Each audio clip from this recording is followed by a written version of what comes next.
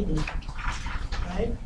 So we already finished talking about the, the respiratory system, what to do. Now COPD is one of the disorders, right? One of the disorders of the respiratory system. So COPD, chronic obstructive pulmonary disease, right? The chronic condition, obstructive because it's obstruction, and then, pulmonary condition or pulmonary disease. There are, when we have obstruction, that means there's narrowing. It's going to affect the airflow, right? It's going to affect the airflow. There are, COPD is a combination of conditions, right? So you have chronic bronchitis, you have emphysema as part of COPD, and they are generally called obstructive disorders. Obstructive, right? Because of the high mucus secretion causing obstruction, right? So it's also considered a chronic airflow limitation, right? So something that limits airflow, right?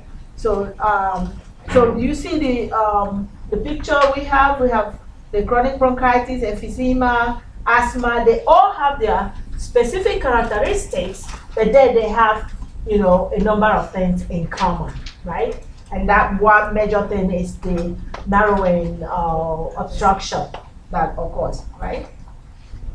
So looking at COPD, look at the. Remember, we're talking about knowing the normal and now the abnormals, right? So if you look at the previous picture we had, anatomy of the respiratory system. Now look at the alveoli and bronchioles, how they are dilated and enlarged. So remember, I was talking about, it doesn't look like the normal anymore. Remember, that's the remodeling I'm telling you that occurs due to that chronic problem, chronic obstruction. So the bronchioles are distended, and there is hyper secretion. Some of those goblet cells that secrete mucus is hyper secretion. So they have so much mucus that they produce. Okay, so this is what happens here: inflamed mucous membranes and increased mucus production. The inflammation leads to more and more mucus production. And sometimes look at it here where you have constricted bronchioles. So some areas become constricted. So it's obstruction, right? It doesn't allow for airflow. There's obstructed airway. So that's what's in common amongst most of them, right? So there is inflammation, there's increased mucus secretion, there is obstruction because of that increased mucus secretion. Okay. So we said there are emphysema, bronchitis that constitute this COPD, right? So what's the pathophysiology of it? It's a chronic inflammation. It's a chronicity of problem, right? It's inflammation that occurs over time. And this is because of exposure to things, right? There are irritants, there are things that that the airway is subjected to, and then it starts to cause inflammation or starts to cause problem within that airway, right? So sometimes it's associated with some low-grade infection, right? If we have obstructed airway, if we have a lot of mucus secretion, if we have remodeling, we have weakness, sometimes with the older people, right? So then there's always a room for infection. Remember also their immune system is compromised too. As being older, they have compromised immune system, decreased immunity, right? So those things all put them, at risk for infection. So the goblet cells that produce mucus, all right, they hypertrophy. So we need the mucus as a protective thing too. But sometimes it's so much mucus, or then those things hypertrophy and they don't produce as much mucus anymore, right? So hypertrophy also occurs. Impaired ciliary function, we did talk about that. Impaired ciliary function. So it's not able to filter the air that passes through. And so they can trap a lot of organisms into the airway. So because of so much mucus that block the airway, then clearance, right? So we say ineffective airway clearance. So the air exchange doesn't pass through because it's been obstructed by mucus, by excessive production of mucus. So they have poor airway clearance. Their clearance, air exchange is ineffective. All right. So when we think about problems, nursing diagnosis, one major one for COPD is because of excessive mucus secretion, they have ineffective airway clearance. So when we talk about these nursing diagnosis, you have to be able to kind of differentiate what is it talking about. Is it ineffective breathing pattern? Is it ineffective airway clearance? Or is it poor gas exchange, right? So when we talk about those things, you have to be able to kind of know what is it addressing, right? Can you repeat that one more time? No, ineffective. For this one now we're using first, ineffective airway clearance. But because it's ineffective airway clearance, right, they have so much mucus. So remember, this person will be having shortness of breath, then they'll be having poor breathing pattern. Okay. All right. So because of obstruction, some of those areas we saw some constriction, so much mucus, then we can also have impaired gas exchange. Okay. All right. Okay. So the only thing I'm saying is, if somebody says to you ineffective breathing pattern, so you'll be able to explain what it means, right? If somebody is saying, impaired gas exchange, so you should be able to explain what's going on there with the gas exchange, right? And if it is ineffective airway clearance, what does that mean? All right. So usually they diagnose this patient, over a 2-year period. Remember, we're saying chronic inflammation. So over a 2-year period, they will have 3 months consecutively that they have this problem. Let's say maybe every spring, they may have this inflammation because of exposure to different things. Exposure to allergens, right? Pollen, different things, right? That causes this chronic inflammation. So for them to be diagnosed, it will be happening every year, at least 2 consecutive years. So it happened this year. Now you remember that last year they had the same problem. Maybe they were hospitalized too because of this same problem. So it will happen that way, for 3 months in a row, consecutively for 2 years, and then they can be diagnosed as being having the COPD. All right. So that's the way to diagnose chronicity that happens consecutively for 3 months in a row every year for at least 2 years. So, so with emphysema, the difference between those two. Sometimes people may have both emphysema and bronchitis existing at the same time. All right. So with bronchitis, we said chronic production of cough, right? And with emphysema, we have destruction of the alveolar walls, right? Destruction and then remodeling, right? Destruction of the alveolar wall. It's an abnormal, and it tends to be, see, we're saying destruction, remodeling. So it's a permanent damage to the airway in emphysema, okay? So we have destruction of the alveolar wall, and it affects the elastic recoil. Remember we talked about elastic recoil of the lungs being able to inflate when we breathe in and out, right? And then the capillaries. The capillaries will also be affected because these capillaries are along the lining of the air passages. So they do get affected too when there's destruction of those alveolar walls. All right, that makes pulmonary capillaries. Then remember we talked about the air being trapped in there. All right, once it has remodeled, the recoil, elastic recoil is affected, and then pulmonary capillaries affected. So those things help to trap the air.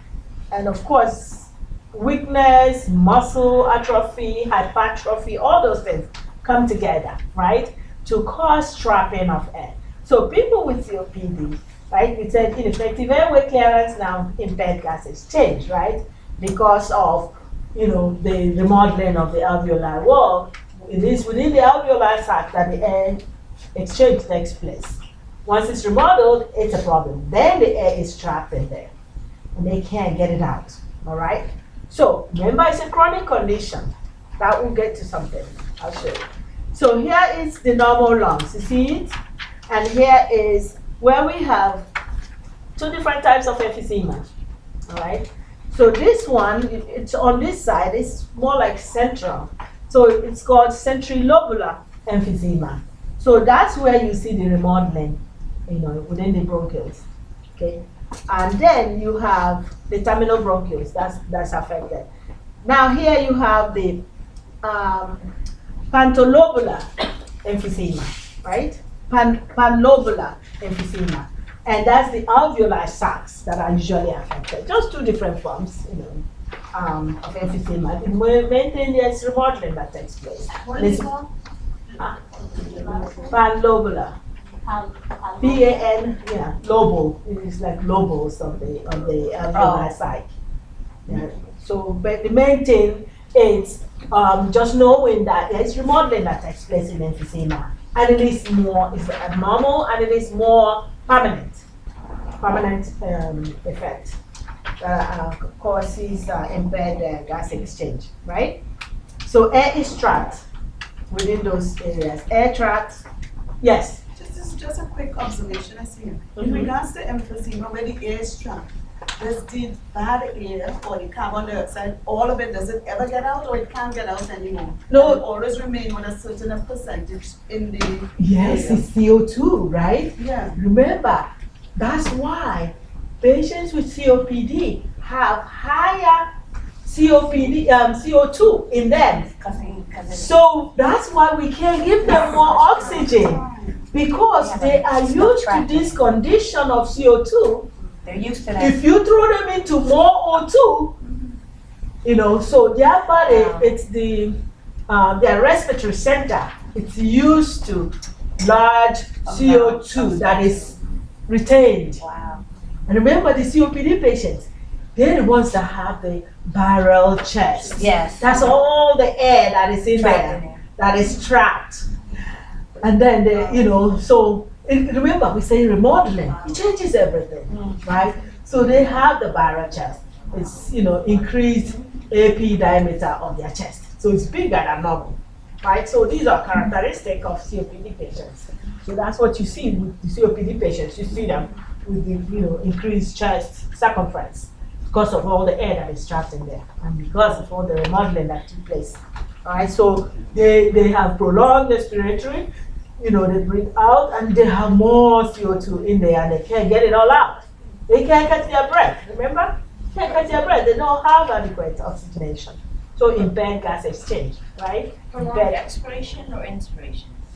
An expiration, prolonged expiration. Yeah, prolonged expiration, right?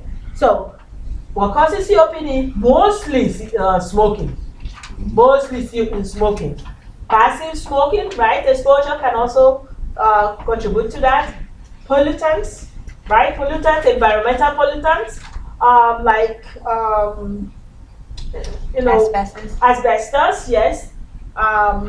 There's familial disposition, we said, within the family, right?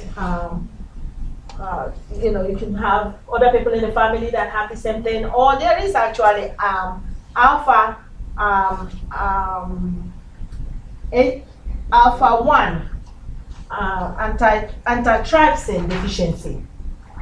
That's the familial thing, when it's genetics that's involved, right? So some people who have the alpha 1 antitrypsin deficiency, they tend to develop COPD over time. So when we have somebody, of course we're going to get history, then we want to find out what is the cause of their own COPD. Could it be because they have been smoking for 20 years and then they develop? Remember, it is the toxin within the smoke that is causing the chronic inflammation and remodeling, destruction. That's what's happening. So smoke, nicotine, right, in cigarette has a lot of carcinogens. a number of carcinogens that are toxic. So they start affecting the person, and these people smoke for years. So from the time they start, if they started like in their teen years and smoking too late, then it starts destroying their tissue, their airway. So the earlier they quit, the better it will be. If they quit, it may not be as bad. All right, so that's why we need to do that, behavior modification. We try to encourage them to quit smoking, right? Does COPD turn into like lung cancer? Can it cause that? They have a tendency to. Remember, we're saying remodeling. That's usually what happens in some of the cancers. When there's remodeling, it changes the tissue. So then there's always a chance for developing of tumor, cancer, and all those things, right? So this is what happens, with somebody smoking, for a number of years. By the time, if they start early, by the time they're 50, you see, this is, a normal person. A normal person, it doesn't have as much effect. But as they grow older, it has more effect. If they stop at age 65, you see, this is, it shows by the time it can cause death, right? As it worsens. So the longer they smoke, the longer the effects, the worse it will get. Okay. So for somebody who never smoked, see here, or not susceptible to smoke exposure, they can live up to 75 years. See, nothing really happens that much. But if somebody smoked, and if they stop around age 65, so they die earlier. They die earlier. That's what this is showing. They die earlier. The effects of the smoke. They die earlier than somebody who really was never exposed to cigarette smoke, right? So prevention is the key. We want to prevent, all right, smoking. So signs and symptoms, when we get our history and physical. You're not going to do much first. Yeah. You didn't get all of it. That has to letting my kids go to school at 12:30. Okay. All right. So, all right, so when we get physical, history and physical, we're asking what are your signs and symptoms, right? So we're observing and we're collecting that.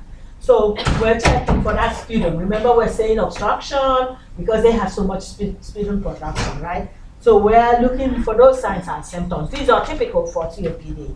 The cough, right? The sputum production, the dyspnea, right? Prolonged respiration, right?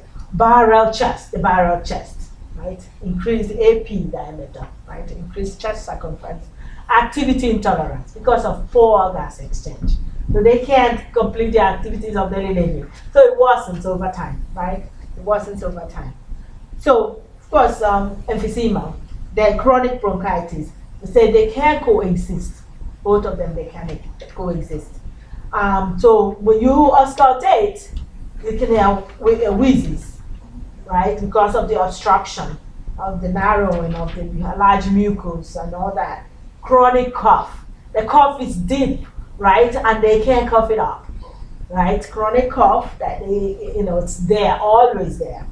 Dyspnea, thick tenacious sputum, right? They have this thick sputum when they can cough up. Sometimes they cough up.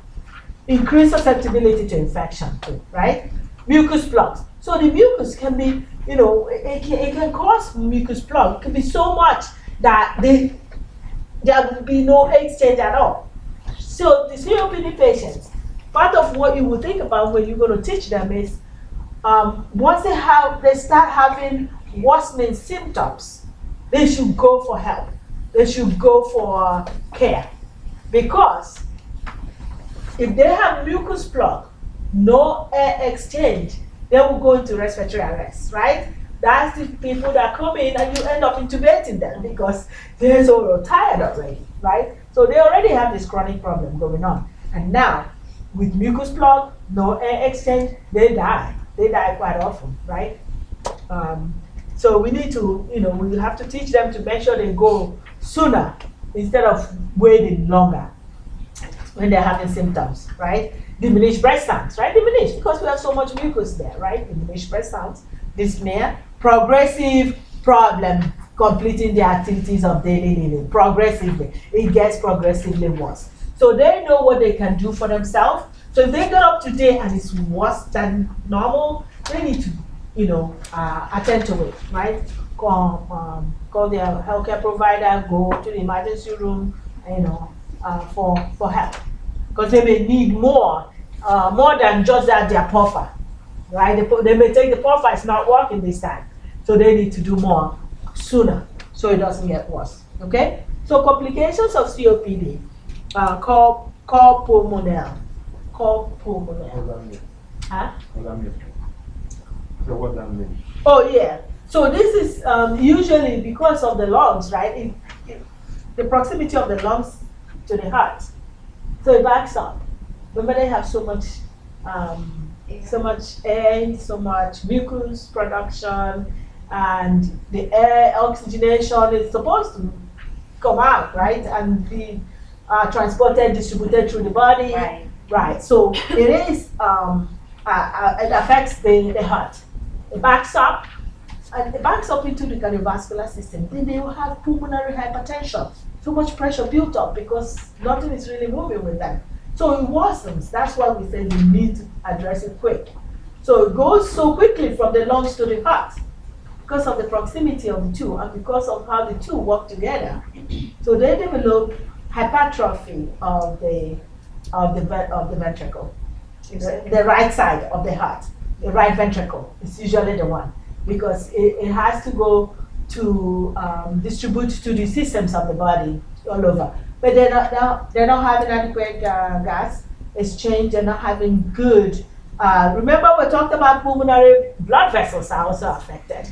So this is all back up. So it's hypertrophy of the right ventricle, and it backs up and it causes right congestive heart failure. Wow. Is it liquid that backs up? Water? Mucus and perfusion is not adequate, oxygenation, and the obstruction we're saying is chronic obstructive problems. So it affects perfusion and it backs up and causes hypertrophy of the right ventricle, causing right heart failure. Right heart failure has characteristic symptoms, right? It's systemic. So we will see where they have those retractions, we will see jugular vein distension. Okay.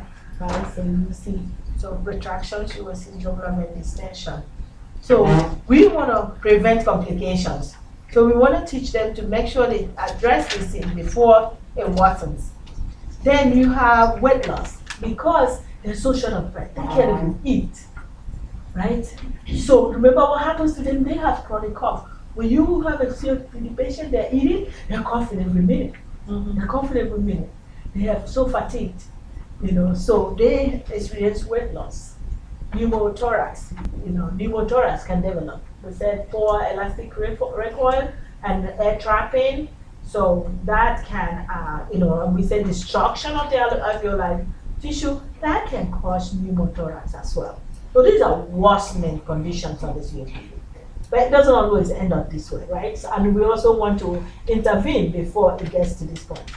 So these are some of the complications that can arise because of COPD. And the worst will be respiratory failure.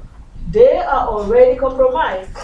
If they don't go and they keep using their puffer, this is when because of poor oxygenation, they get very anxious, very confused, restless. That's what you see. They are now anxious because they can't catch their breath, right? So they will not be using their puffer. That puffer they can only take like so many times, right? So you see them now, they're using it several times. So they need to go for, to check up, right? So we don't want to intubate them. Then they go into respiratory failure. That's also something we need to be cautious of and be ready. Because if they go into respiratory failure, then they will need to be intubated. They will need to be intubated, right? So diagnostics, we do chest x-ray. Remember we talked about the CAT scan? I said you have to know it until you graduate, right? So CAT scan, ABGs, CBC, spirometry, sputum analysis, right? All those diagnostics that we talked about, they're going to do it for COPD to diagnose, right? Okay. So therapeutic interventions, the most important thing we want them to start. The earlier they start, the better. We give them little oxygen, dyspnea, right? They have shortness of breath, they have poor gas exchange, they have activity intolerance, we give them oxygen, right? But we can't give them more. We can't give them too much. We can only give them 1 to 2 liters of oxygen. That's it, right? So we check their pulse ox, you know, and we monitor them. Supportive care. If they're anxious, we need to, you know, calm them down. Now, because of COPD patients, we don't want to give them something that will affect the respiratory system. Because sometimes you give some of these benzodiazepines, and that can decrease their respiratory status because they're already compromised, right? So we want to be able to think about other things that can help them to calm them down. We stay with them. We can't leave them. If you have a COPD patient, oh my God, some of those ones that are really, really terrible COPD patients, if you have them, you can't do your work because they'll be calling you every minute because they're very anxious. They're very, very anxious, you know.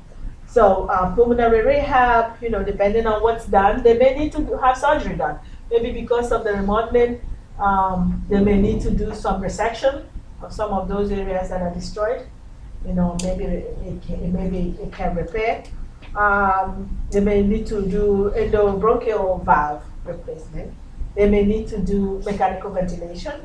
End of life planning. Maybe they don't want mechanical ventilation and they say, I'm DNR, do not resuscitate me. If I go, I go, right? So you need to know which of your patients are DNR and which ones are not. Which ones have advanced directive, right? So then medications. We want to know about what meds they're on, right? Some of these meds, bronchodilators, corticosteroid meds, right? Expectorants, they have that chronic cough, nebulizer, treatment, metered dose inhaler, all those things. In your book, they have, you know, a page of different examples of them. The bronchodilators, like albuterol, right? They give them as nebulizers. Some of them are short acting, some are long acting, right? We have the steroids, prednisone. Now, when they are in this, they may be on prednisone at home, right? But when they have this problem and they need to come in, they may now need intravenous steroids, and that may work better for them and faster. All right, so steroids, expectorants. So they have some controlled expectorants, you know, vinegar with codeine, you know, and you have to also be conscious of that because it can depress their respiratory system. But then, you know, regular Robitussin, you know, and they can get those things. So pulmonary rehab, you know, they learn how to complete their daily activity, you know, and then, you know, we work with them. And when they're doing pulmonary rehab, you see that they're monitoring their pulse ox, right? They're exercising, they're, you know, making them work a little hard to see how much they can do, how much activity they can do. So they monitor them, they have the oxygen there, they monitor them at the same time, right? Okay, so there are different things that they get exposed to, right? And just for you to know, but anyway, so environmental exposure, asbestosis, sometimes it's occupational exposure, right? So people who have worked in some industries and they have to be exposed to sawdust, be exposed to some of the chemicals. People who work in laundromats, right? Remember the smell of the chemicals that are used? Some of those people can develop COPD. So it's not only from cigarette smoke, all right, that you know, they can develop these things, all right? What's your question? You know, people who have COPD, they're not comfortable when they sit. They have to like sit up. They don't even lie down and sleep on their bed. They have to sit. There's what's called tripod position, where they have to sit and they have to do like this because they're still trying to get all those air, right? So these are things you have to familiarize yourself with about COPD. You have a question about it? Do you think you understand it a little better? I know it's so rushed. Is this the second test? Yes, please. Just finish and then we can go home. Sorry. Next time, don't worry. I'll come to you. So now, please write your number on it, okay? Same number? Okay. Yes, same number you use. Same number you use. You forgot number? I'll tell you. Don't worry, I'll tell you. Thank you so much. I'll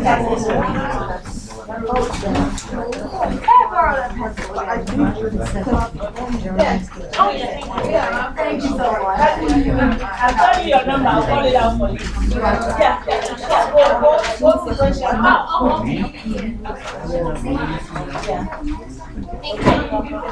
Yeah, so you go around, just go around and give it to everybody. Okay. Okay. Let me get the numbers you had. Okay.